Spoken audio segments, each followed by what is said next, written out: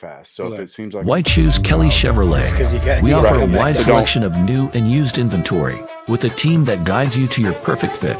Our certified pre-owned options ensure peace of mind with warranties and rigorous inspections. Competitive pricing, flexible financing, and convenient trade-in services, making your dream Chevrolet a reality. Trust our experienced service team to keep your vehicle in top shape and enjoy free car washes as long as you own your vehicle.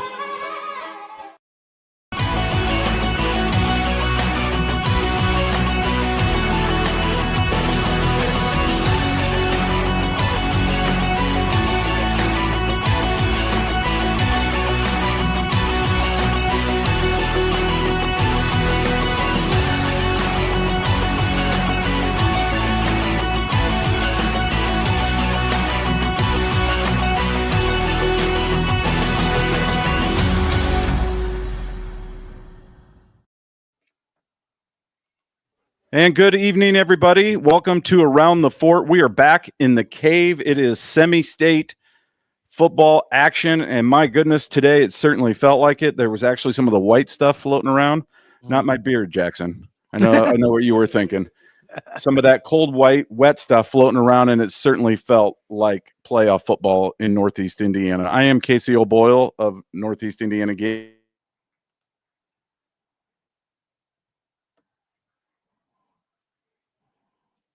Uh-oh.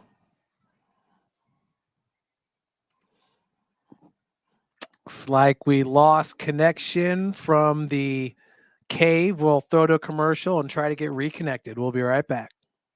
Why choose Kelly Chevrolet? We offer a wide selection of new and used inventory with a team that guides you to your perfect fit.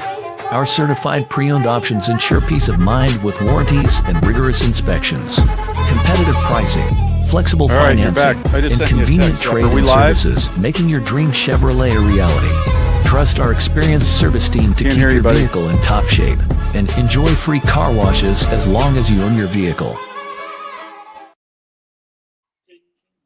Okay, Swami, can you hear me? We are live. Yes, I can hear you now. Okay, perfect. Should I start? Yeah, go ahead. It looks like Jackson, we're still working on the cameras. Yeah, he did a thumbs up, so I think that means he's working. Well, why don't we just go ahead and, since we are live, and we'll go while Jackson's getting things synced up. Jeff, I'll just introduce you real quick. Jeff Mahoney from Summit City Sports is in his customary spot, remote. Jeff, welcome back. Hey, thanks, Casey. Just to finish up the regular season here with St. Francis football, they did lose last week on the road, 39-31 against a good Olivet Nazarene team. And they fell, I think it was 7 spots in the rankings down to number 25.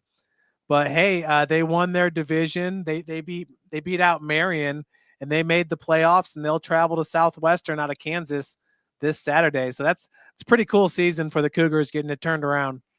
Yeah, for sure. It didn't look so good early on. But yeah, they certainly played really good football here in recent weeks, and it's great to see them make the playoffs. So we'll be cheering on the Cougs from afar. Is that in Kansas? Yeah, that's in Kansas. Their conference is not the greatest, but yeah, let's see, Winfield, Kansas. Okay. And they're number 15 ranked. Okay. Well, hopefully it sounds like a winnable game for St. Francis. Hopefully they get the job done and move on to the next round. Are we synced up? Are you ready for us? Are you still working on it? My camera's being a little funny on me, but boy, we had video there for a second too. Yeah, we did. Oh, not me. So that's you. Well, I'm going to go ahead and introduce him anyways. There he is, a handsome fella. There we go. We're back. Okay, the Garrett defensive coordinator, first-year defensive coordinator out at Garrett, Chris Albertin. Chris, welcome to the cave. Thanks for having me on. You bet. So, Chris, I'll just give a quick background here before we dive in too deep. Is that synced up now? That looks nice. He's got a lot of helmets there. Does it look good, Jeff, on your end? Yeah, it looks good. Okay. Coach, let's just dive right in. Let's talk a little bit about why don't we talk last week. That win 41-4. Oh, Jackson. Now we lost. There you go. There we go. Is it synced? Yeah, we're on there. Just got to leave that one up, Jackson. That's where our audio's coming through. Okay, let's talk a little bit about Knox. Coach Russ Radke's had a lot of success there. I believe they're the Redskins. Yes, Yeah? that's correct. Yes. And in a great game, obviously, you guys fell behind, I believe, by 2 touchdowns and found a way to claw your way back and steal it in the end. I guess recap that game for people that didn't get to see it. Coming out of the gate, thought we had a pretty good game plan defensively, at least. We knew that they had a really good running back and quarterback. I mean, both those guys usually just carry the ball the entire time, and both of them play defense, which is something that you could say about some small school teams like us as well. But game plan coming in is obviously stop the run. It's something that you don't really see a lot of. I remember seeing them on film that first time on Saturday morning and being like, holy crap, you don't really see too many 9-man surfaces in high school football anymore. It's usually 1 or 2 tight ends, 3 wide receivers, and you're trying to think of how are we covering all these gaps from a defense perspective. Mm-hmm. So we come in with a game plan. First game plan, we get a couple stops coming out. Offense scores on the first play of the game, I think, from offense. Yeah, Calder Hefty with like a 65-yard and so jaunt. You're feeling pretty good. I think we came out, got another stop, and then offense slowed down a little bit, and then they did to us what we do to a lot of teams. They're able to control the clock, drive the ball down us, and I think we only ran 30-some plays offensively, if I remember right. They controlled that middle quarters for sure, and they took the momentum away. Were they comparable to West Noble? Who would you compare them to this year that you saw? Yeah, probably West Noble, except their quarterback, McLaughlin, I think is his last name. He's pretty good. You saw that on film, but you don't comprehend it until you see him in person. I mean, he runs hard, and the way he's able to slip off our tacklers, I'd like to think we're a decent tackling team at times. And he was able to just get through, find his blockers, very patient, and causes some issues. So especially for our first plan of action. No doubt. Jeff, you got a question for Coach? Yeah, just your first year with the program here, Coach. What's it been like? And obviously not your first year coaching, but what's it been like at Garrett and coaching under Coach Depew? It's been fun. Stressful at times. There's a lot of detail that goes into game planning, but it has clearly served its purpose for what we do. I mean, I teach there too, and so the last week or so, I've been getting a lot of questions from kids. It's like, how's it feel to be first year at Garrett and we're having a year like this? I'm just like, well, it's awesome. It's a lot of fun, and just got to keep doing what we're doing. So, well, Coach, talk a little bit about your coaching background. Tell our viewers where you got your start, and then maybe talk a little bit about that last trip down to Indy, not to get too far ahead of ourselves this week. Yep. So I first started coaching at Concordia right after graduating from college with Coach Manigold. Had an experience. I think we went to regionals my second year, like 2014-ish.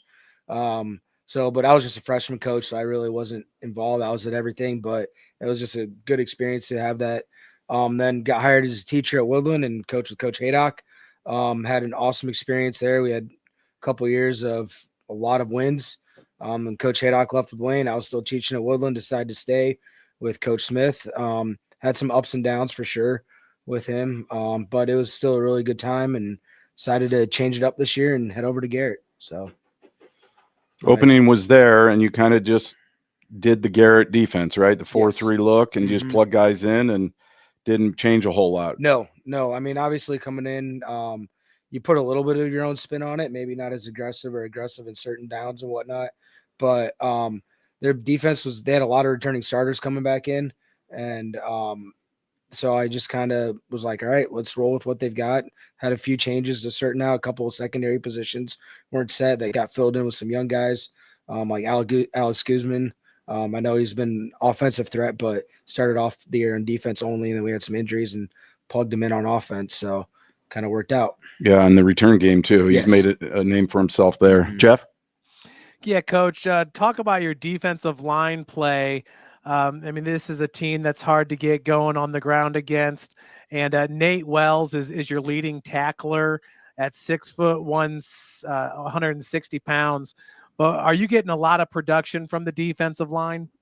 Yes, our defensive line is really good. Our two D tackles, Chase Egley and Aiden Hunt, are really good. They play really well with their hands and are very physical. I think it helps that both of them are pretty good wrestlers from what I've been told. I know I haven't been there at Garrett very long to see that myself, but from talking to the wrestling coach and everything like that, they're pretty decent at that. And so I think that helps with their leverage. On the defensive end, Levi Cheney is another senior who is pretty good as well. And then we also have our other defensive ends. Jacob? Yep. Gagne? Jake Gagne and Mason Mhm. Balzer. Okay. So yeah, both of those guys rotate in. Jake's been playing pretty well. He's a first-year football player. So, I mean, having those guys up front doing the base techniques that we teach them are pretty good at what they do. And it clears this way for all of our linebackers to make plays. I mean, we had 2 all-conference linebackers, Nate Wells and Braden Nussbaum. So Yeah, Nussbaum's had a nice year too, Yes, he also, has. hasn't he? Mhm. He's got great hair. Yeah. By the way, I wanted to mention that he made our all hair team. We'd be remiss if we didn't talk a little bit about Calder Hefty. Yes. He's at safety, Yes. free safety, Yeah. or Mhm. he kind of He roams. kind of roams. Yeah, We kind of game by game, depending on what we want him to do. I mean, he's a good guy coming downhill, so most of the time he's at the back end. Kind of keep him a little bit more deeper, depending on coverages we have. But it's well, as most people know, but those that don't, Calder Hefty is your starting quarterback, Yes. and a darn good one at that. A 3-year starter, I believe, on both sides of the ball. And earlier this year there was a column in Game Night, kind of talking about that dichotomy of a starting quarterback who also happens to play defense and is physical. And we had a really cool cover of Tony Decker from Huntington North and Calder Hefty from Garrett. And I remember talking to the coaches on both sides saying, okay, do you cringe every time you see them? And both those coaches, of course, are the offensive coordinators, Coach Mhm. Depew at Garrett, and then, of course, Coach Eschbach, whom we had on last week for Huntington North. And they both said, yeah, they'd be lying if they said they didn't. How do you view that from a defensive perspective? Do you try to tell Calder, hey, we're up a few scores here, lighten up a little bit, or is there any kind of conversation like that? Not really, being honest with you. I mean, usually it depends on what the score is. If you get up 28-35, that was kind of our rule in some of our games of just like, all right, we're going to pull you this time. And he wants to play. He loves football. He loves playing football. So it's one of those things when you first tell him, he's kind of upset. And then you're like, all right, we got to be smart about this. Hopefully at that point in the year, you're hoping you make a run. You're like, we got to be smart to pull you from the game a little bit.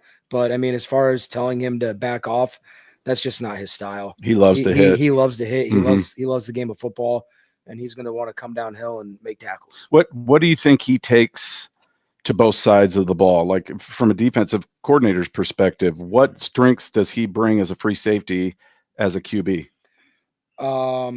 He's just very cerebral. He studies probably the most amount of film. Anybody on our team, I don't know exactly what it is off the top of my head, but he's constantly watching film, being aware of what offenses are doing, defenses are doing. He's able to recognize formations from the defensive side of just like, all right, this is probably what they're going to be doing. And it really is nice having somebody like that on the field that can kind of control our entire secondary for the most part. So that helps. Okay, Jeff? Yeah, very rangy too. Coach, talk about that strip that Calder had in the West Noble game. I believe West Noble was about to score, and he just came across the field and was able to knock the ball out. I think that was early on in the game at West Noble. Yeah, it's a great play by him. We gotten beat. I forget exactly what they had ran on that play, and I saw him coming across the field. And I know he's going for a light-up shot on him because he had a clean shot at it, and he hit the ball, and ball pops up, and was hoping it'd be a big turning point in the game, but I think we fumbled it on offense like 2 plays later. So didn't really. I mean, it was nice getting them to stop, getting that ball back for our offense, but then turning it over kind of negated things for us. Yeah, absolutely. Coach, who do you feel like in the defensive backfield plays most like Calder Hefty? And what do you think is one of the greatest intangibles that he brings to the field defensively? Like I said, I think just his awareness of the game and studying of of the opponents and his toughness. Everybody knows on our team how tough he is and how he wants to be in the mix of everything. Kind of can get us in trouble at times, as you can see on film or any game that you watch. But for the most part, it's that, and his desire to win, I think too. He wants to win, and that kind of carries over to everybody on our team. And then as far as somebody that plays like him on our team, it's got to be like from the secondary standpoint, Alex Guzman. I mean, he wants to have that physical presence from a corner spot as well. I mean, he's a tough sophomore that is really, really similar to those traits, but just plays a different position in corner. So Absolutely. So Go ahead, then Jeff. it should come as no surprise that Hefty hit Guzman for that go-ahead touchdown there this past Friday, Coach. That was an unbelievable play. Just kind of take us through that. I know, your offense was on the field, but that place must have just been electric at that moment. Yeah, it was. I mean, we had stopped the 2-point conversion right before that on defense. So that was awesome. And I just had this feeling that we were going to go down and score. And I know the play call was awesome. It worked. Their safeties came down hard, expecting run still, even though there was only a minute or so left. And Alex was wide open and took it in. And he started, I think, celebrating at like the 30 already. Yeah, his hand went up, did one of these. And then I think he realized like he's still got to score. He's still got 30 yards to go yet. Yeah, so. no, what a great play. And Yep. certainly one of those plays I think that will go down in Garrett lore the entire season. Here you are, 13-0, the most wins ever in school history. You guys had never been 12-0 until a week ago. Mm-hmm. And these last 2 weeks, both 1-point victories. At what point, Coach, this year as an assistant coach, defensive coordinator, did you think, man, we've got something special? Was it a particular week? I don't know if it was a particular week. You kind of just had this feeling all year that there was something special that could possibly happen, but you never really want, as a coach, you never really want to think about what's next. I guess you say you kind of just take everything week by week. And I know that's a pretty cliche thing to say, but that's kind of what everybody's mentality has been throughout the team. Like, just treat next game as the next biggest game you're going to play in your life. That's Right. been a theme that we've had last couple weeks of play your best game Friday and play your best game again the next week. And you can say that about most of our players, I think.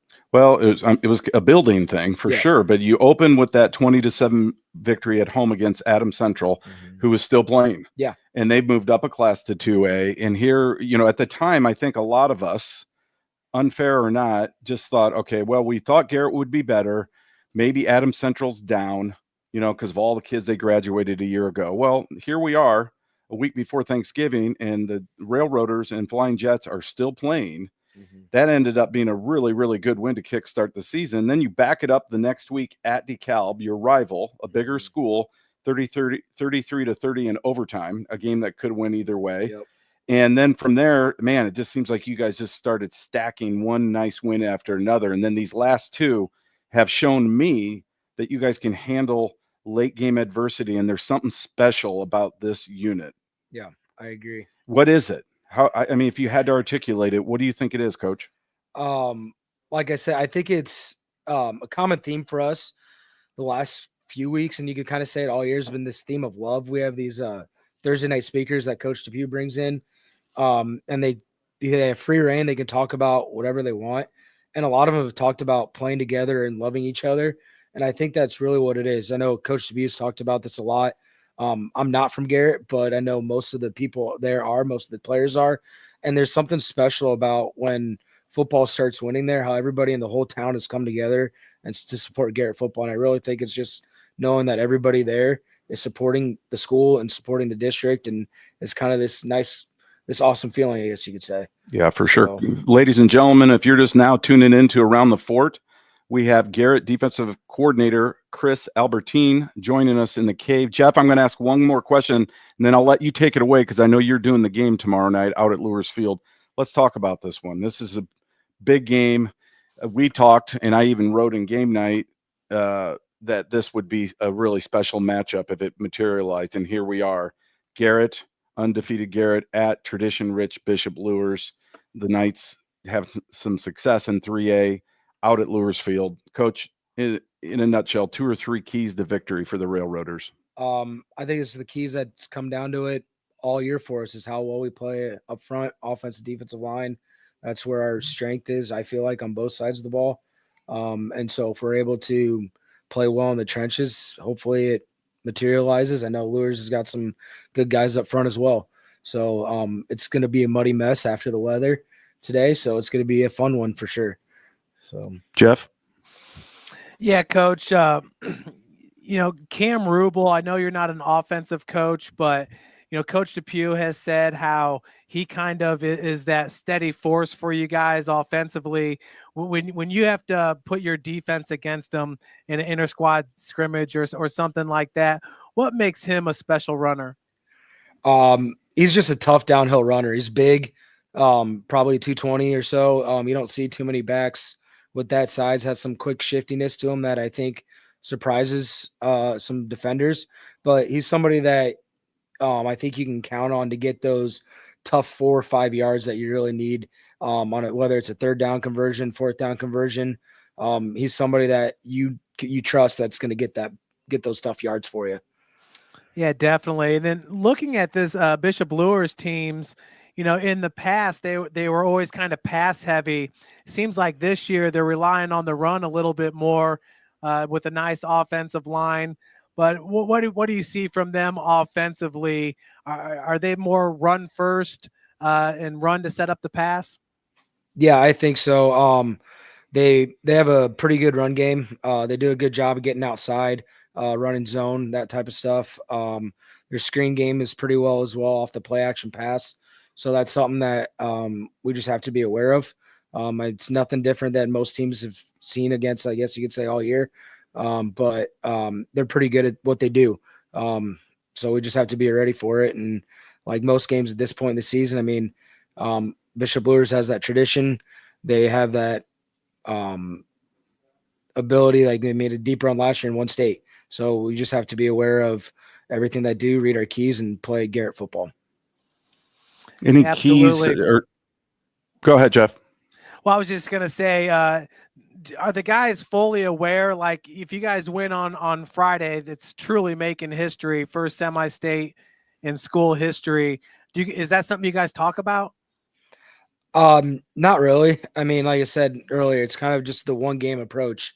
Obviously we know it's semi-state. We know it's a big deal, but this year it's been kind of one new thing after another. And so at this point, we just kind of focus on us trying to get better, the little details. We're a very, very detailed team, making sure we get all the right assignments, everybody covered. And so it's kind of not, I don't want to say status quo because it's semi-state, but it's something that we kind of just next game approach. Can't start thinking until you take care of business on Friday night. So what's the community been like? I know the Garrett, faithful, if you will, can be vocal, good and bad. It's like any community, especially in a small town.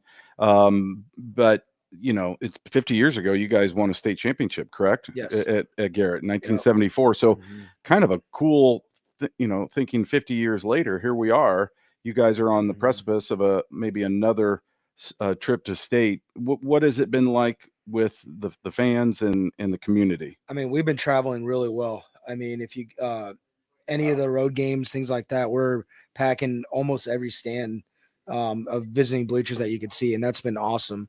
Going to Tippecanoe Valley. I mean, we brought 2 student buses full of kids. I think we had more students there than they did. And we had it was almost a 2-hour bus ride for our kids. And that was a good team. Yeah. And they were pretty good. Yep. And so just that atmosphere, traveling well, knowing you have the support of everybody behind you is pretty awesome. So one more question for me, Jeff, and then I'll let you close it down with one or two. Coach, you alluded to the weather. It's probably going to be cold for sure, probably wet. Luers does not have turf like you guys, right? So what have you done this week to prepare for that? How much do you talk about that as a coaching staff? Just making sure everybody's got the proper footwear, making sure that everybody's got good cleats for tomorrow night is important.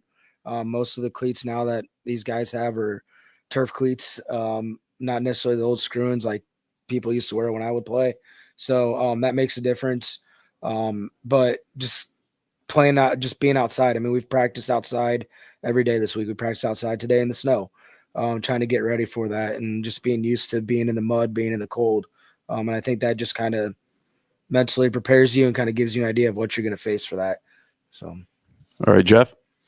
Yeah, Coach, last week, your 3 leading tacklers, Braden Nussbaum, Jackson McDowell, a junior, he had 11 tackles, and Aiden Hunt, a junior, with 12 tackles.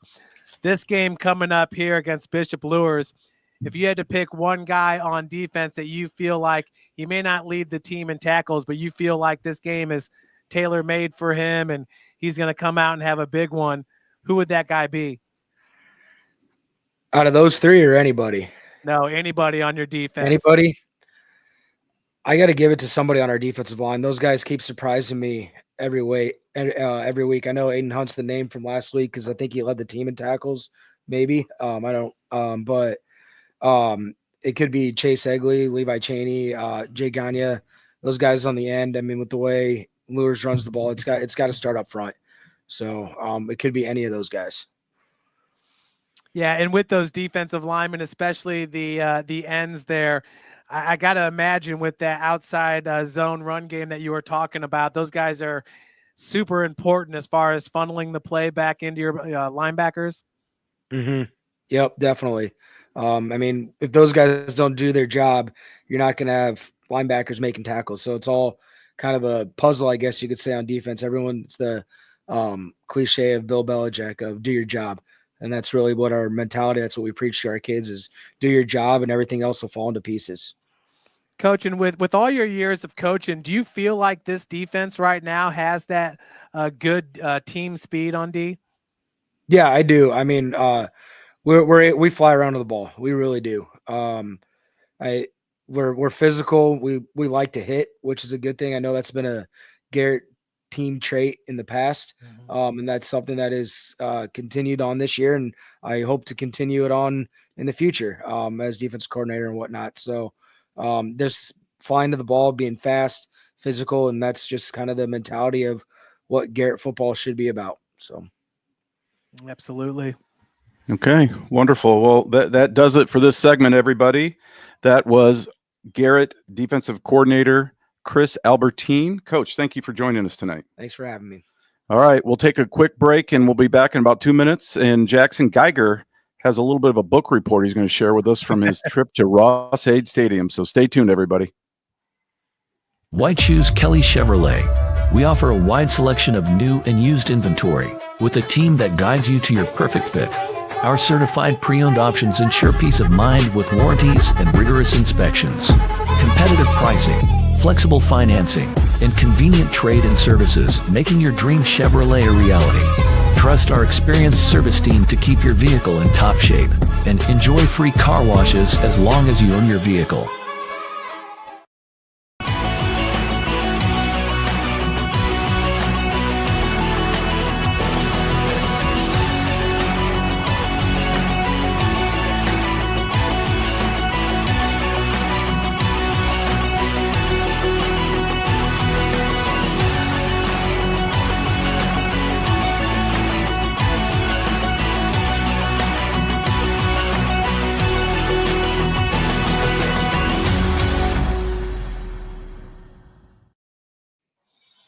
All right, we are back, everybody. And Jackson, looks like we got you now.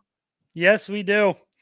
Excellent. So Jackson's out from behind the computer. Well, and I know we're going to get started with the Purdue game, but anything surprise you last weekend with all the scores that were coming in? Not too terribly, no. Okay. Yeah, I see you got your Grace Lancers sweatshirt on. Yes, I do. You guys getting ready to finish up the semester there then? Yeah, we finish up in, I think, 3 weeks. Good deal. This is your sophomore year? Yep, sophomore year. All right, excellent, excellent. Yeah, boy, I know last week I picked Carroll to win over there at Crown Point. That didn't seem to happen, but still a good outing by the Chargers. Yeah, just a tough place to play, a tough team that Carroll had to play, and just unfortunately didn't go their way.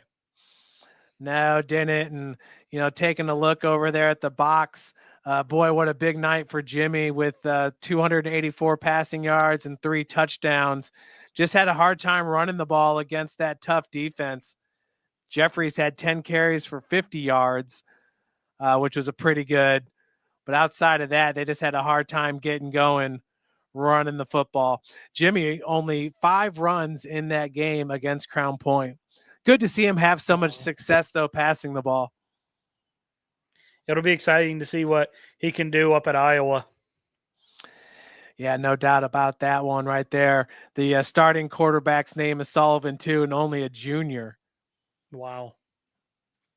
So yeah, I think Jimmy will definitely be competing for a spot up there, as those that watch college football know how kind of down Iowa's offense has been the past couple of years. I think Jimmy will definitely be in contention there for a spot.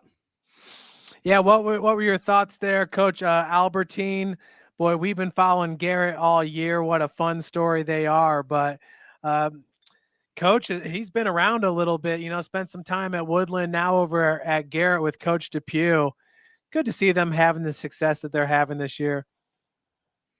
Yeah, definitely. It's got to be a great experience for him his first year at Garrett, and they're headed to semi-state. So that's got to be just cool atmosphere for him to be in, obviously, from him being at Woodland before and them have gone to state with Coach Haydock and everything. But, I mean, it's got to be a great experience for him.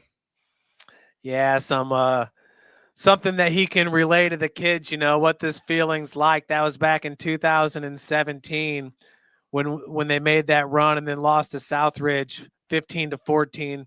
Devastating loss right there. But yeah, definitely some good experience to share with all the guys from Garrett. And, I know we're going to get into it a little bit more, but what are your thoughts on this game right off the top of your head? Man, it's definitely going to be a fun one. I know Garrett's been in some, as you can say, instant classics here in the last 2 weeks. And I don't think this one's going to be any different. Yeah, can you believe that? I mean, West Noble misses a PAT and Garrett holds on for the victory. Then last week, how all that unfolded. There is their defense, and Coach said it, they like to hit. And this is a game that's kind of tailor-made for the way this team likes to play. Like Casey said, the weather should be probably in the low 30s. And I don't think it's supposed to rain. I hope it doesn't. But the field should definitely be pretty sloppy after all this slush that we're getting today. I missed it. How did he do? I thought Coach did great. You talking about Jackson over here? No, I was talking about Jackson and his book report. We haven't done the book report yet. What the hell have you been doing? We've been chatting. Holy mackerel. Man goes upstairs to change into his jersey. I got Mount Carmel. This is for Jake the Snake. My buddy Jimmy Carroll hooked me up with this. Is an old Mount Carmel jersey since Jake had his what was it last week? The Rebels or anybody remember? I've already forgotten. His hat from Ohio. The Vandals. Was it Ohio or Illinois? I thought it was Ohio or Illinois. It's one of the two. Well, this is from Mount Carmel in Illinois, and so I just wanted to let Jake know that we were thinking about him. It also happens to be symbolic because one Swami is 55 years old today. I might add, not myself, Casey O'Boyle, but the Swami is. Happy birthday, Swami. Yeah. Happy birthday to the Swami. Jackson, give us the book report. Well, so those that don't know, I headed to this past Saturday, went to Ross State Stadium down in West Lafayette to watch Purdue take on Penn State. It was just a great atmosphere to be in. It's something I've never done, never covered a college game before. I've been to Ross State multiple times, but never in that aspect. So we got there. We parked at West Lafayette High School. It's just probably 4 blocks away from Mackey Arena where they play basketball. Mm-hmm. And when we pulled in, there was a white Purdue bus sitting there. And I had read in my email that there's supposed to be some sort of shuttle to take us. And we walk up to the guy, and he's like, yeah, I'm your shuttle. We were the only one on the bus. Bus takes us to the very front of Mackey Arena. And also we turn to our right, and there's a golf cart sitting there that says media on it. And the guy's like, hop on that cart. They'll take you right up to your gate. Wow. We hop on the cart. The guy's like, what gate are you guys at? Well, we told him our gate. drove us to the very front, and he's like, I'm not going to take you to the stairs. I'll take you to the ramp so you don't have to walk up a whole bunch of stairs. Mercy. You got better treatment than I get. And we walked in, we grabbed our passes. They're like, there's the elevator. There was a kid sitting in the elevator that pushed the buttons for us. Didn't even have to push the buttons on the elevator. You know, your own personal kid pressing buttons for Yeah. you. What's going on? Then went upstairs. Treating you right. Went upstairs. Great food, great seats. It was just a great atmosphere. And then after the game, it was the same thing, except in reverse order. Except this time, we didn't have to walk through the parking lot to get to our car. The guy's like, "Hey, where are you guys parked? What's your car look like?" Goes right to the front of the car. Oh, my mercy. The red carpet treatment. Yeah, no kidding. It felt like celebrities. Oh, it must have been. They knew that we were sending out the big guns, Yeah. Jackson. Game night representative. Good job, buddy. I'm glad you went. And I don't know if we talked a little bit about it the last few weeks about doing an on-campus type thing, doing a little bit more with our quote-unquote game night graduates, college kids, college teams in the state of Indiana for sure. And so that was a good experience for you to kind of get your feet wet and get a lay of the land, so to speak. So Yeah, definitely. Yeah, I'm glad you were able to do that. Wish the game would have gone a little bit better, but hey, it happens. Yeah, there's always the future. There is. There's right? always the future. Yeah, they'll turn things around eventually. Who knows? Maybe there's a Coach Siggs out there waiting for Boilerland. I hope so. All right. Why don't you slide back and we'll jump into it. Jeff, are you ready to roll? Oh yeah, we're all set. Okay, buddy. Why don't we just let's just go right into the 4A game. There's a nice picture. Thanks for putting that up. Yeah, Doug Blackwell shot that game, and I've got some other good art that we'll share for later on. I've got a really great picture of one of their hog mollies.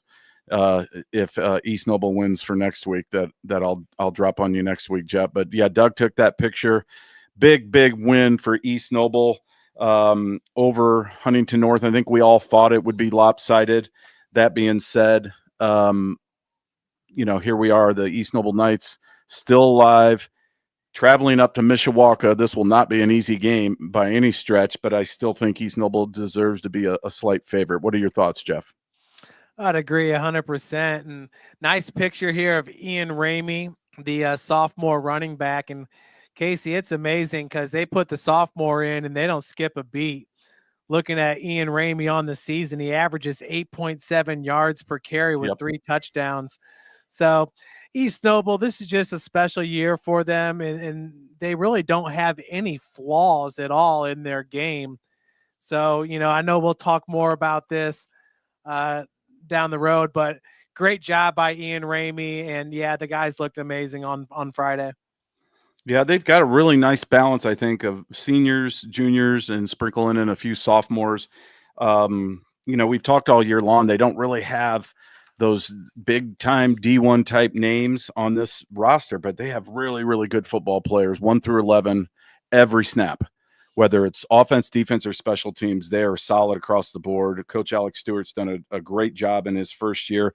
We talk a lot about Chris Depew, as coach of the year, and deservedly so. And certainly last week we talked about Mike Eschbach and the nice turnaround that they had down at Huntington North. Kyle Lindsay has had a great season at Bishop Luers. But I think Alex Stewart definitely deserves a lot of consideration in that conversation as well, Jeff, because what they've done there is remarkable. And they really feel like a team that's getting better and better and better every week, which is hard to do this late in the season with weather, with injuries.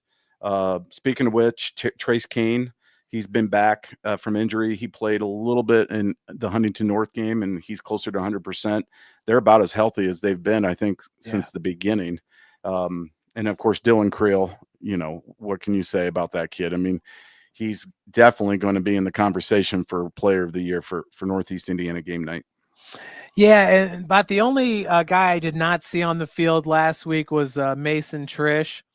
So I don't know if he's going to be able to play this week. He got hurt in, was it the Dwenger game actually was the one that Trish got hurt in. But other than that, I mean, Casey, and we'll talk more about this coming down the road, but I think East Noble's at 30 interceptions for their team. But we have another team that's playing tomorrow night that's right around 30 as well.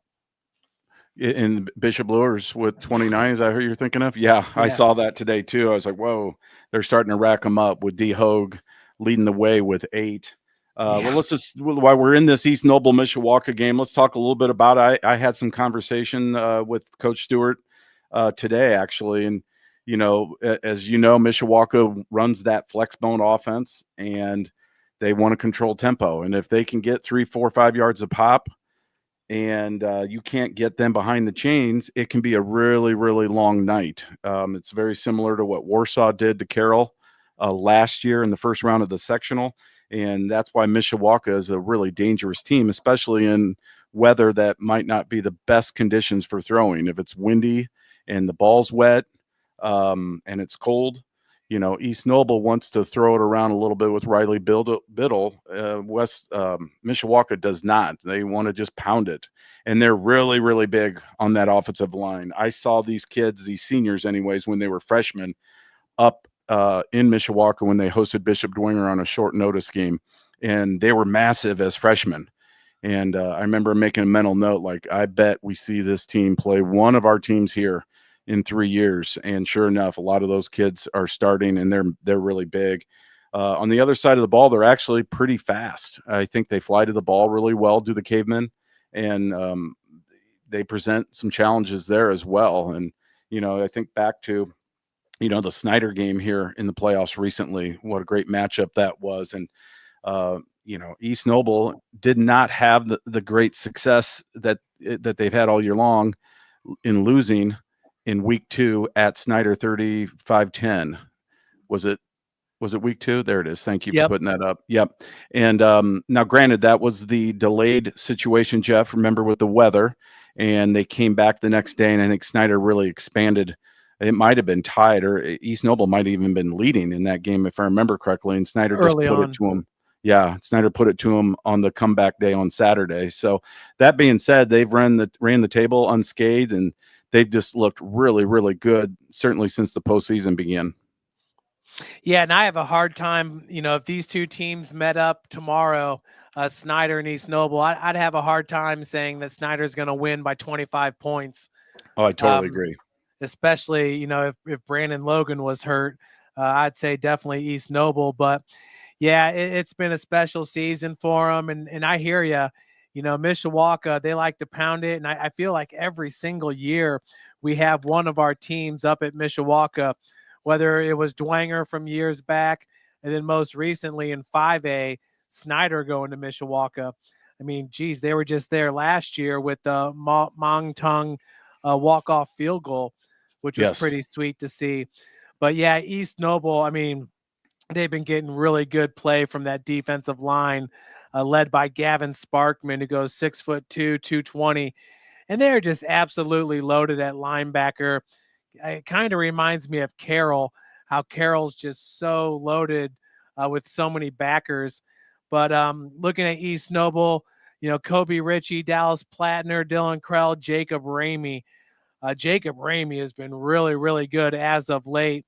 So too has been Aiden Lay. And another guy who fills in a lot at linebacker is Andrew Oakes. So I really feel like this game is tailor-made for East Noble, because, they can make teams one-dimensional, at least up to this point they can. And if you force a team to have to throw the ball and they're not ready for it, or if they're not used to it, then you kind of get one of those situations like Columbia City saw themselves in what was that, week number 7, where, man, as a quarterback, you have to be very decisive against this defensive backfield. And any indecisiveness leads to interceptions. And every single game, this team is picking off about 2 or 3 passes. So going to be a fun one up at Mishawaka, but I definitely think East Noble is a heavy favorite. Yeah, I don't know about a heavy favorite. I think a 1-score favorite, in my opinion, just because of the road trip and playing Mishawaka. The Cavemen are going to slow the game down. They're going to limit possessions. And if they have some success early on, or they get a lead early on, then I think it's danger zone for East Noble. They have to play from behind. I think it's important. I wouldn't even be surprised if they won the toss, if they said, we want the ball first, truthfully. Might not be a bad idea to see if you couldn't get out, get a drive, put a drive together like you did against Bishop Dwenger, get that early lead, make Mishawaka play catch up, and not instead of the other way around. They do have Mason Treesh, the sophomore corner and wide receiver, listed as starting. But yeah, he didn't play a whole lot last week, did he, Jeff? I didn't see him at all, to be honest with you. And I guess you could say they really didn't need him in that game, which is Sure. fine. But He yeah, might have been able to go, and maybe they rested him knowing that they were probably going to take care of business against the Vikings. yeah, but man, Huntington North, I mean, they came out for very first drive and went right down the field on East Noble. If it wasn't for a few penalties, Huntington North would have scored 7 instead of coming out with 3. So I was really impressed with their offense and what Coach Eschbach was able to do. But once again, just a little bit too much firepower, offensive and defensively, for East Noble. Yeah, Huntington North, what they end up with 17, right? And I think they scored two scores right before halftime, I believe, one on a short field. But yeah, they showed some fight, and I think that was a good opportunity for East Noble to kind of work out some kinks, maybe rest a few guys. I think a key player here, Logan Hatton, the Mad Hatter, has had a tremendous season. He was a all-game night selection a year ago. He could be huge for East Noble's defense, especially if Mishawaka has to throw, and also in the return game. Yeah, no doubt about it. I mean, he's just a playmaker. And going back to your point, Tony Decker had an interception there late in the second quarter that set them up for their second touchdown. So he's a great player, a great year for Huntington North. And yeah, Logan Hatton just keeps on getting it done. Had a 63-yard touchdown, I believe, last week. Swagger had a 43-yard touchdown. Man, Krell scored out of the Wildcat, and he ran over the umpire in doing so. I mean, everything just seems to turn up gold for East Noble this season. Yeah, for sure. This is a tricky test, though, right? Because you got state on the horizon. You just rattled off, 4 nice wins in the sectional and regional, and you're starting to read your press clippings and everything. You don't want to get too far looking ahead. You got to stay focused 1 week at a time. And I know Coach Stewart and the coaches up there will have their attention for this one. All right, Jeff, let's get into Class 3A. We've got 2 local teams. One of them, the defensive coordinator, Chris Albertin, was down here tonight from Garrett. The Railroaders, 13-0, best start ever. First time with 13 wins in program history. Traveling to Luers Field to take on the 9-4 Bishop Luers Knights. Man, I'm just licking my chops for this one. I know you're going to be out there. Why don't you start? Yeah, I mean, you look at the strength, obviously, the running and the quarterback play of Calder Hefty for Garrett. And then Bishop Luers, Bishop Luers' defensive line is out of this world this year. You're looking at Will Verslip. Is that how you say it, Casey? Verslip, yes. Yeah, defensive end. Verslip. And then you got Christian Buxton at D tackle, Dron Taylor at D tackle, then Isle Taylor at the other defensive end. I mean, these guys are big. They're athletic.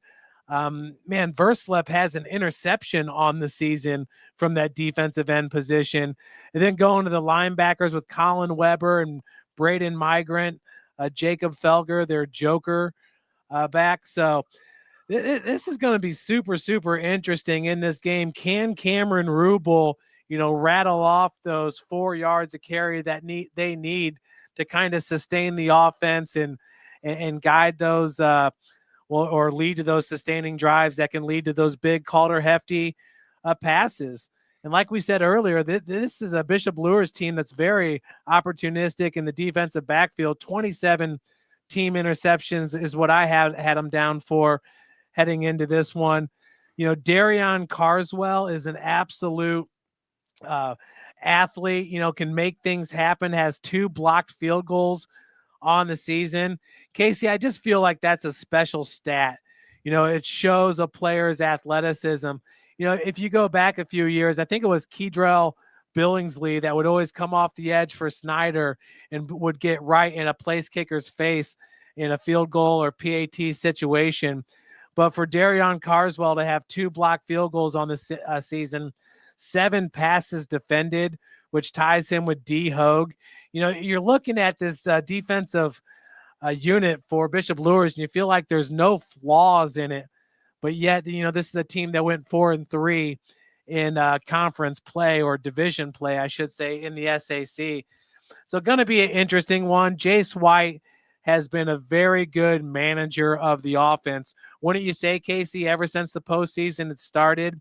Doesn't really super wow you with his stats, but he doesn't turn the ball over. And man, D Hogue and Dario Williams are just handling business for them offensively. Yeah, no doubt about it. I mean, Hogue right now feels like the one guy they can ill afford to lose. Yes. Because he is so good on both sides of the ball. Daria got some more carries last week, just when we were starting to forget about him. Right. And I think Coach Lindsay made it a point to say, no, he's still back there, and he's still one of our key guys. So they have a real nice 1-2 punch there with those two. The quarterback situation has kind of worked itself out. Typically in these kind of games, Jeff, for my money, or for my way of thinking, if you think, okay, semi-state, they're very comparable in terms of toughness and maybe depth and things of those nature, you start looking for just different variables. And one thing that stands out to me is a lot of times I'll go with the senior quarterback in these big type games. And I think Calder Hefty is just so good with the ball in his hands late in the game. They've proven the last 2 weeks that they can win close ones, two narrow escapes against Knox 2 weeks ago, or Knox last week by a point. And then the week before they won 21-20 against West Noble. So they're kind of battle tested in that regard. Whereas Luers has had 2 or 3 score leads late in their last 2 games, and they let them kind of evaporate. That concerns me a little bit if I'm a Luers fan. Like, maybe they're just having a hard time staying focused late and putting people away. Now, if you're up 2 or 3 scores, you can get away with it. But if it's a tight game, where is their focus versus Garrett's? And again, the Luers quarterback situation has worked itself out, but they have 2 great options there, regardless of who they go with. And I think Calder Hefty, though, is capable of making a big time throw, a big time run, a quarterback sneak, whatever it may be, to move chains, score key play, deliver a timely pass. So that's where I think Garrett gets a really small edge. I think the Swami has the Railroaders by 1, and I do think it's one of those games that comes down to the end, and it's going to be heartbreak city for one team, and it'll be disappointing for us because we'd love to see both these teams playing for another week, but unfortunately we only get a root for one. But that's the good news, is one of them gets to keep playing. Yeah, and I feel like the conditions play in favor of Garrett. Man, these cold conditions here, you start getting smacked a few times, then sometimes you start getting those alligator arms or start cinching up a little bit. I feel like it plays in Garrett's favor, and you're 100%, Casey. That's the exact first thing that I thought about too, was who's got the senior quarterback in this matchup, and it's Calder Hefty. And Calder Hefty has pulled off some very big victories for Garrett throughout his career. Yeah, he's been awesome, and just an impeccable leader since he assumed the starting role as a sophomore. Last week, Bishop Luers had 11 penalties, Jeff, for 118 yards. That can't happen tomorrow night, or they're in trouble.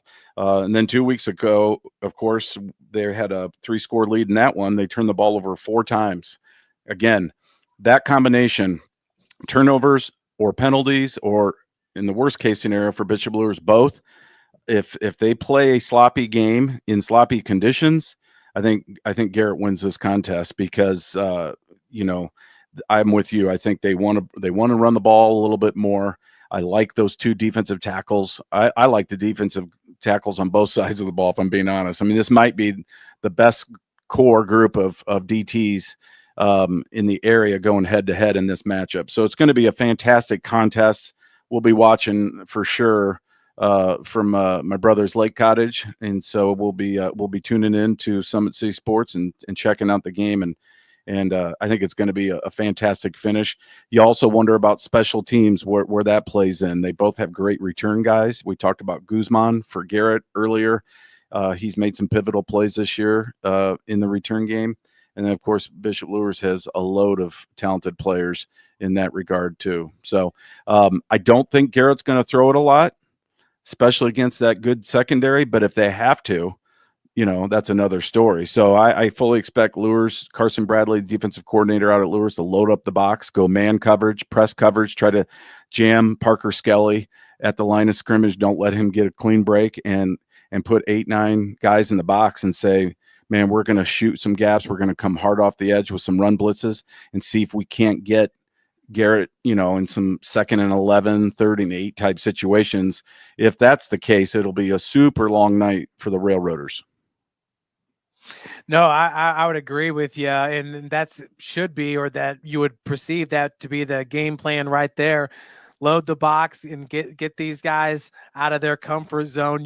With those defensive backs, they can go man up with almost anybody in the state, really, as good as they are. And to your point, special teams, Rojas has hit a 41-yarder, the place kicker for Bishop Luers On the health. season. Yep. Yes. Which is awesome. And then Jackson Hill has 14 punts inside the 20. So from a specialist standpoint, I mean, these two guys are getting it done for Bishop Luers.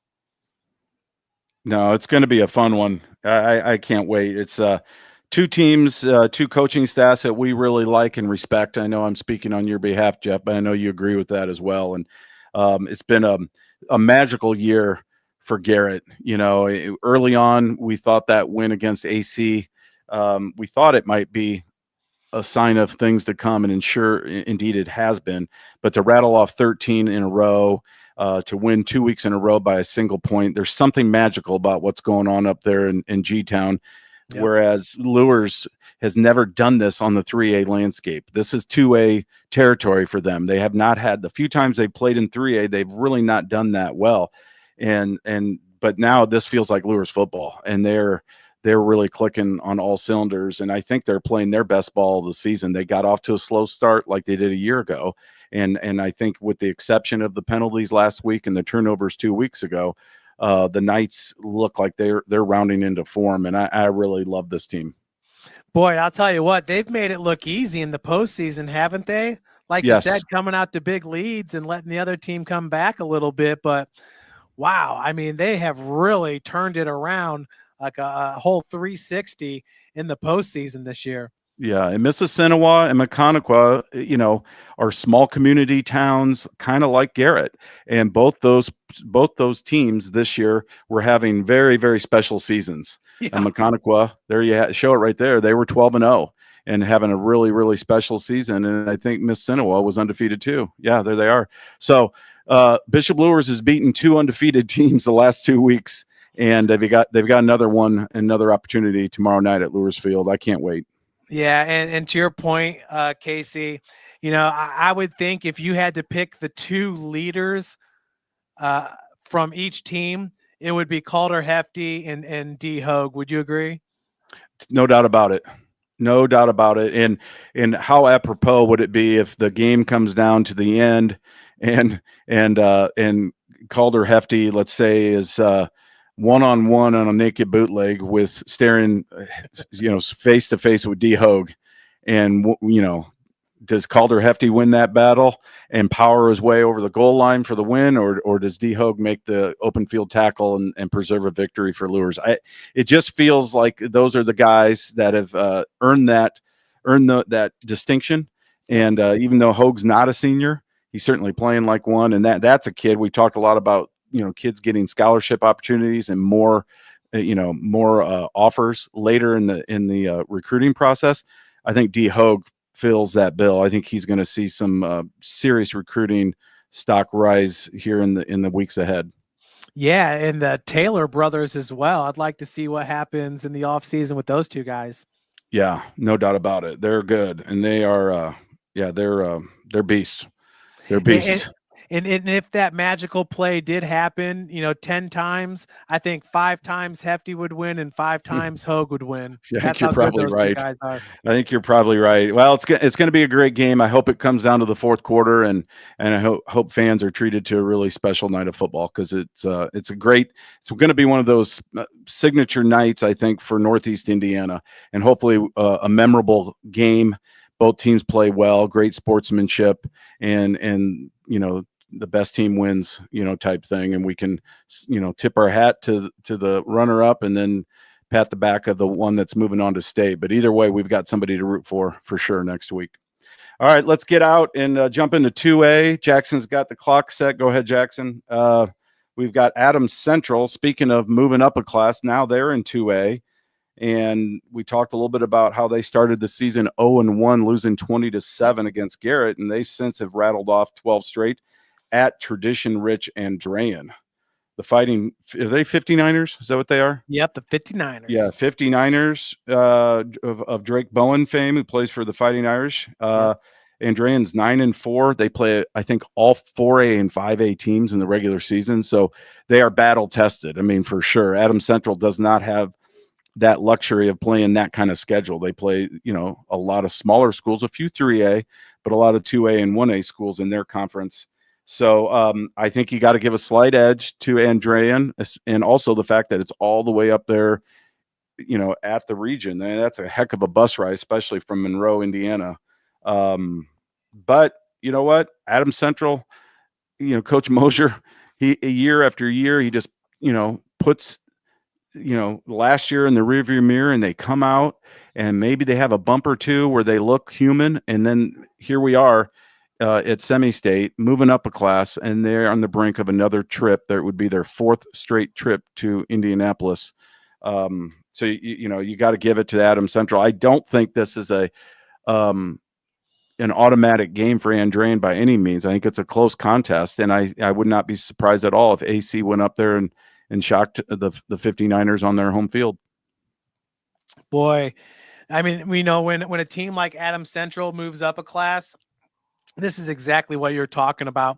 Andrean routinely, year in, year out, has some of the best players in the state. This year, it's James Finley, who's going to Northern Illinois, a cornerback that's a senior. And then Ben Novak, who's a junior offensive lineman, going to Wisconsin, 6'6", 320 pounds. So not a small guy. But yeah, Andrean has had a lot of postseason success, as has Adams Central. And man, Andrean just knocked off the #1 team in the state in Lafayette Central Catholic at their place. So the Fighting 59ers are riding high. Adams Central's been doing it all year long with the same guys. But this is the game right here, Casey, that, when Bishop Luers moves up a class, a Snyder or an Adams Central, these are the kind of matchups that you want to see. And we're going to get to see it this weekend, not only with Adams Central and Andrean, but, a Garrett taking on a Bishop Luers, where normally Garrett wouldn't be playing a team of that caliber. If Luers hadn't moved up, would Adams Central even be here? Maybe they would have met Luers in a regional. So interesting stuff. And, I think it's kind of cool that they do the weighted classes and move guys up and move them down based off success factor. Well, it does make for some interesting matchups. I mean, let's not forget that Indy Lutheran is still alive, and that's the team that's defeated Adams Central 3 straight years in the Class 1A tilt.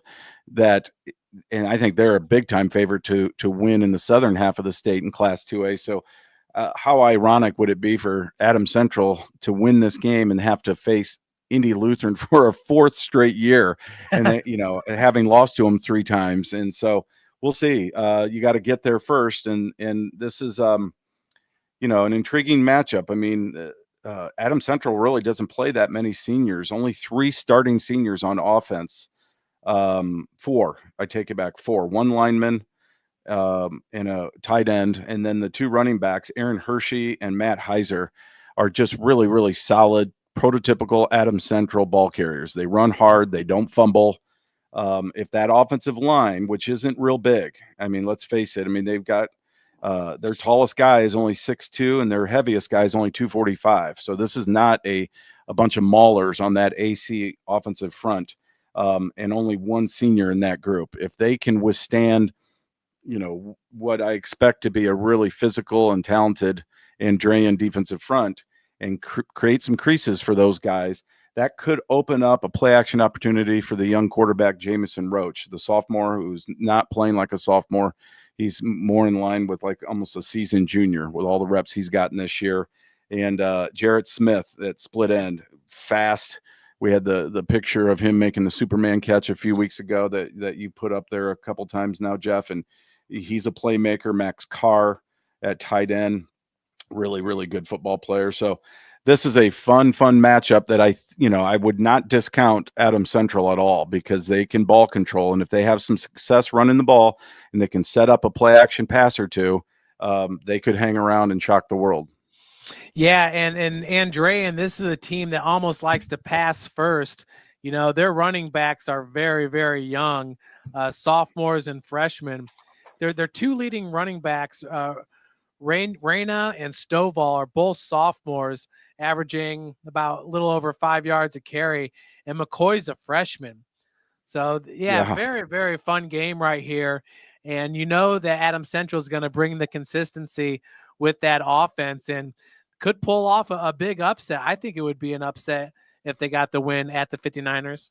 Yeah, for sure. I mean, it feels like they're coming from 3 time zones away too. I mean, that's got to be a hell of a bus ride all the way up there from, south of Fort Wayne on 27 there. I'm not sure the best way to get there, but hopefully they're getting out of school early, and they're probably getting a couple quality meals too. Take care of those kids, Coach. Yeah, no doubt. And, I think it was 2 years ago when Bishop Luers went to Andrean and lost in the semi-state. So could be some sweet redemption for the 260 area. No doubt. Okay, last but certainly not least, Class 1A, South Adams, the 8-5 Starfires. Man, what a great story. I mean, this is a team that we hardly talked about all year long, Jeff, because I don't know if they underperformed or they just kind of got lost behind, Adams Central, Bluffton, Heritage, everybody else in their conference. And they certainly didn't open any eyes until they got to the postseason. Now they are 4 wins later. They've beaten 2 state-ranked teams. They've got now a 3rd straight state-ranked team at North Judson. The Blue Jays are 13-0. I think they've rushed for over 5,000 yards. I mean, this is a daunting task for the Starfires. But you know what? Talked to Coach Mosier earlier this week, and he said, we've got nothing to lose. We're playing loose. We're not expected to be here. We're not expected to win. And I think he knows the weather could hurt them if it's windy and cold and rainy, because they do want to throw it around a little bit. But make no mistake, they're playing loose and they're confident right now, are the Starfires. Boy, and I mean, all these guys are juniors and sophomores for South Adams. So that's super exciting. And Titus Lehman's back next year. Will Patterson's only a sophomore. He's back next year. The only guy they're really losing is Neuenschwander, the great senior wide receiver. But Somerset, the sophomore, his postseason run has been outstanding. I mean, he wasn't putting up those kind of numbers during the regular season. Casey, I also think it speaks to the ACAC and just what a solid conference that has become. When you look at, obviously, Adams Central at the top, but man, you had Heritage, who had an unbelievable season this year. Bluffton seems to be doing it year in, year out now. Coach Rohrbacher goes 500 in his first season at Woodland, and they're playing a bunch of freshmen and sophomores. So I just feel like this conference has really stepped it up to where if you're a 1A team competing in the ACAC, then it's kind of like the whole Luers thing in the SAC, where it's gonna translate to success in the postseason when you're competing at a high level in the ACAC as a Starfire 1A type school. Yeah, and Adams Central technically is a 1A school as well, and they reap those benefits too. That's a great point, Jeff, because they're playing some bigger schools like Heritage and Woodland. You've got Jay County. It's a bigger school, and Coach Zagunda is a really good, proven coach. So that program is going to be coached well. I couldn't agree with you more. And I think Coach Kunkel is one of the great young coaches as well. And even though they were down just a hair this year, they played a ton of young guys too. So the Tigers are going to be back and really, really strong next year and the year after. So I couldn't agree more. I think the ACAC, even though I think we appreciate them as a conference, I don't think they get the respect that they deserve, certainly statewide. And this is a true testament, having 2 teams still playing at semi-state week. And in South Adams, what a turnaround. I was able to take some pizza down a couple weeks ago when they were team of the week, some B. Antonio's pizza. Speaking of which, thank you to B. Antonio's, one of our sponsors, for feeding us again tonight. It was good, wasn't it, Jackson? It's always good. And then of course Lake Offs and Laser X as well, and Five Lakes. We'd be remiss if we forgot them. So thank you, because this could be our last episode. We'll talk next week, Jeff, and see what the schedules look like, but we might be shutting it down until after the new year. But yeah, getting back to South Adams, what a story. Brought them pizza. I joked with the assistant coach, Sprunger, and said, hey, this is a one-time deal. So if you pull off a couple more upsets, you're not getting more pizza. And he kind of winked at me and said, I think we can. And sure enough, they have. And they, even though they know they're underdogs in this game, they are fearless. And I think they're going in knowing that they've, gone toe to toe with some bigger schools like Heritage and Woodland, and certainly Adams Central. Played Adams Central, remember, midseason, pretty tough. And so I'm with you, Jeff. I think this has been a great story, and I hope Mother Nature cooperates and it's not windy or wet, and they can get an opportunity, because North Judson's field is grass. They do not play on turf. If it was on turf, I'd feel even more confident for South Adams to have some success here. So the ball's probably going to be wet. It's probably not going to be ideal throwing conditions, which I do think hurts the Starfires. That being said, you know what? Both teams have to play on it. Anything can happen. And if South Adams could get a turnover or two and that defense could rise up and play with the passion they've played with the last couple of weeks, who knows? Yeah, and looking at Titus Lehman, his last 3 games, boy, 4 touchdown passes, 297 yards against Tri, your favorite school. Against Madison Grant, 417 yards passing, 3 touchdowns, 282 against North Miami with a 67 completion percentage and 3 touchdowns. I mean, he is just getting it done. But how about the junior Nathan Plattner getting 17 tackles last week for the Starfires? I mean, he might be upwards of 27 tackles this week. I wonder if he's any relation to Dallas Plattner up at East Noble. We got a couple Plattners out there laying the lumber here locally. So no, I agree. And Derek McKean, another name that we haven't really talked a lot about. Remember, he was atop the leaderboard for receiving in the Game Night Nation for at least 2 or 3 weeks this year. So and I do believe he's coming back as well. I think he's an underclassman too. Is that right, yeah, Jeff? just a junior. And had a touchdown pass last week. Yeah, so they've got a lot of parts and a lot of guys coming back. And again, hats off to Coach Mosier and all the folks down in Bern. They've turned it around, and I love these kind of stories late in the season. But they've got their work cut out for them. North Judson obviously is a really, really good squad at 13-0. Yeah, averages 55 points a game, only gives up 8 points a game. Beat Knox in week 1. Yeah, the one that. Yeah, 21. That's the one that stood out to me too when I was looking at their schedule earlier this week, Jeff. That was the one I was like, ooh, that scares me or concerns me a little bit. But I do think Knox was a much different team at the end of the year versus at the beginning of the year. I think they were breaking in a lot of new players too, so that could be a little bit misleading. Yeah, and then 46-0 against North Miami. Right. What are they? The Warriors or? What are they? The North Miami Warriors or Braves, or there's something. They're not the Redskins. They're the Warriors. Oh, they are the Warriors. Okay. North Judson, the Blue Jays. Blue Jays, one word too. Don't you screw that up. One word. I love it. All right. Hey, well, thank you, Jeff. Yep. Yeah, and Casey, Mount Carmel. I know there's been a couple of Notre Dame linebackers from Mount Carmel, or is that a Dick Butkus jersey? What's going on with that? I don't know. Jimmy Carroll gave this to me. My buddy Jimmy, who's helping out at Southside this year. He's got ties, of course, to Bishop Luers and CYO coach many years ago. I like to remind him that his last game coaching in CYO, he was crushed by the St. Vincent's 6th grade Panthers, coached by Casey O'Boyle. 27-0 was his last game. But beyond that, he gave me this jersey, and he's such a nice guy, very generous.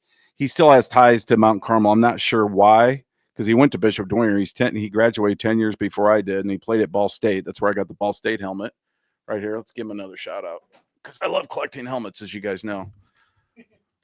So he gave me this one. Almost looks like Louisville. Oh, But I Ball like State, that. yeah, Ball State's been playing some good football. So this was also from Jimmy. But yeah, he gave me this jersey. He didn't know I was turning 55, and he gave it to me like 2 months ago at Lakeoffs, and I folded it up. But before I did, I noticed it was 55, and I looked at the calendar. I'm like, we have a show on November 21st, and I'll be 55. So I thought it would be a good opportunity to break it out. And of course, Jake's not here to appreciate. He loves this kind of stuff. I mean, the Vandals. He was wearing the Vandala Vandals or whatever from last week. So I just had to one up him with Mount Carmel. Well, the guy that came to my mind, Steve Filer, played at Mount Carmel. He was a linebacker for the Irish. And then Simeon Rice, remember the great linebacker that went to Illinois? Yeah, Simeon Rice actually played in the NFL quite a bit. Were you thinking of, was it Eiler or Filer? Filer. Okay. I don't quite recall that name. But Oh, did you see Brandon Logan got bumped up to a 4-star this week, which is deserving. I think long overdue. Yeah, well deserved. He was at number 12 in the class of 2025. So I'll have to take a peek and see if he's actually moved up that chart too. Yes. Well, we'll certainly have some great conversations in the weeks ahead. Hopefully we can do something next week, even if it's on a different night or abbreviated version, because we know we're having at least one team advancing. And then beyond that, we'll get the pieces put together, Jeff, for a postseason show and the awards. And man, we're going to have some great races for Player of the Year, Special Teams Player of the Year, Rising Star Award, Newcomer of the Year, you name it. There's going to be a lot of great kids that we get to highlight and salute on their way out. Casey, of our 5 local teams, if you had to choose one and you're going to, bet your left leg on it, who's the one team that's going to be at Lucas Oil? So that's so tough. And if you look at the spreads, they're all pretty close, truthfully. Yeah. I think they're all dogfights. I think they all feel like almost could be coin flip games with the exception of South Adams. I'd probably have to go with East Noble. If I had to pick one team that I think I had to put a wager on, I'd go with the Knights. Just having seen them in person a couple times this year, up close and personal out at Shields Field, and they were just so dominant in that game. I think they're clicking on all cylinders. What about you, Jeff? I was thinking East Noble as well. And then after that, I'd probably have to go with Garrett by 1. Yeah, Garrett by 1, Luers by 1. Yeah, something. Yeah, that game's going to be outstanding. I'll be watching that one eagerly tomorrow night. Adams Central, I think, has a tough game, but the way they do things, I'm just not going to count them out. I think they could shock the world. I think South Adams has their hands full. I think Warsaw takes care of business. That's a little outside our area, but I like Warsaw in a mild upset in the Class 5A semi-state. That would be cool to see Coach Bart get down to state. Yeah, what a season they're having too. Didn't start off the way or didn't have the regular season that they wanted, but postseason's been great for Warsaw. Yeah, I think we thought they would be pretty good, knowing what they did last year in 6A and then moving down a class. So not too surprising, but yeah, they had a few bumps during the regular season, lost to a couple games that you think they probably shouldn't have lost, but they were close losses, I believe. So that's just another tough team like Mishawaka that if they can do what they want to do offensively, man, it's a slog and it can be an uphill climb. If they get up 7-zip, 10-zip, you may only get a couple possessions and a half. Boy, and Crown Point, they're not going to beat Westfield. We got the Rocks by 3 and then Brownsburg by 2 in 6A. I think the games are just, as they should be, are really fantastic, especially in the bigger classes. I think there's a lot of coin flip games, and I think it's going to be another fun night of football. I can't wait to watch it. Yeah, I'm with you on that one for sure. Okay. Well, thank you, Jeff. It was great seeing you again. If for some reason I don't see you between now and next Thursday, have a happy Turkey Day. And You as make well. Sure make sure you eat a lot and have some grape juice. I will be Jackson- hoping that your Cowboys have a good game on Thanksgiving. I'm ready for him to. I'm done. Right now, it's about draft, but the draft and getting rid of their coach. So Yeah. the Cowboys fans are done. Can you Yeah, get maybe rid of their Coach Prime. owner? Is that a possibility? Well, no, yeah, I don't think that's going to happen. I'll never forget when Jerry Jones canned Tom Landry. I was so sad. I was a kid. I was so mad because Tom Landry was like my idol. I thought he was so classy all the way across the board. And then they brought in Jimmy Johnson, who just beat the hell out of Notre Dame, and Jerry Faust on his last game, 58-7 or whatever. God rest his soul. Jerry Faust passed away a long time.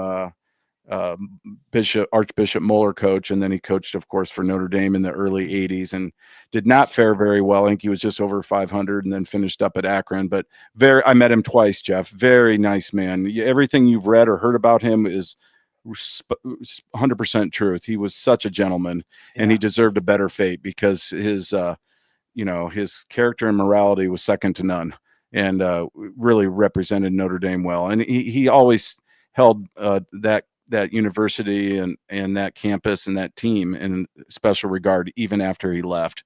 So he just passed away last week at the age of 89.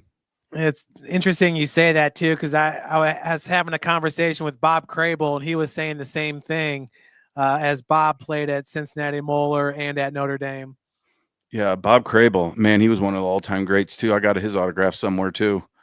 Yeah, the most iconic play, one of them, it was him running up his defensive lineman's back and blocking that field goal against Michigan. Yeah. I remember that mid 80s, I think. Was that Jerry Faust's first game? It might have been. I think you're It talking might like have been. You're talking 81? like 81. Yeah, I think Yeah. I think it was the first game. Yeah, and they taking me And back. now they have a rule that you cannot project yourself off of the defensive lineman because of that play. Well, it just depends on what team you are. Sometimes you can get away with it, right? Yeah. Did Jackson say Packers? No. Packers. All right. Well, thanks, Jeff. You take care, buddy. We'll talk soon. Have fun tomorrow night. We'll be watching. We appreciate it. Thanks, All right. Jackson. Good night, everybody. We'll see you. White Shoes Kelly Chevrolet. We offer a wide selection of new and used inventory with a team that guides you to your perfect fit. Our certified pre-owned options ensure peace of mind with warranties and rigorous inspections. Competitive pricing, flexible financing, and convenient trade and services, making your dream Chevrolet a reality. Trust our experienced service team to keep your vehicle in top shape and enjoy free car washes as long as you own your vehicle.